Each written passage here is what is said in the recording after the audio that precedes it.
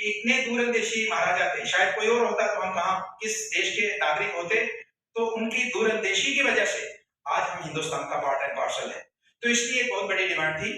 और panthers party के बाद मैं जिस संगठन में कुछ समय के लिए गया, आम आदमी पार्टी में, तो उनका कैटेगरिकली ये रिफ्यूज किया कि उसमें आप पार्टिसिपेट नहीं कर सकते, उस उनके जश्न में, उनकी डिमांड में। तो हमने उसको वायलेट किया, उनकी बात को नहीं माना, और रिजल्ट ये हुआ कि उन्होंने नोटिस निकाला कि हम इस इशू को लेके जो सड़कों पे हैं, सेलिब्रेट कर रहे हैं। छुट्टी देने पे भारतीय जनता पार्टी की तरफ से जब छुट्टी अनाउंस की गई, जिस दिन सेलिब्रेशन हो रहा था 23 को उनके जन्मदिन पे, उस दिन एक नोटिस निकाला जाता है कि हम इनको पार्टी की सदस्यता से बाहर निकालते हैं, जबकि मैं उनका सदस्य कभी रहा ही नहीं। तो मुझे ये एक बहुत बड़ी, उस दिन ही हमने प्लान किया था, जब संघर्ष कर रहे थे कि अगर पार्टी ये छुट्टी देती है, तो मैंने करीब मन बनाया था कि हम भारतीय जनता पार्टी के साथ जुड़ेंगे। दूसरा बड़ा कारण, जिस पैंथर्स पार्टी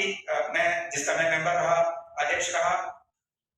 उसके जो फाउंडर प्रोफेसर भीम सिंह जी आज इस दुनिया में नहीं है, उनकी जो सोच थी, उनके जो कुछ कार्य थे, अधूरे कार्य थे, तो मुझे लगा कि मैं उसमें रह के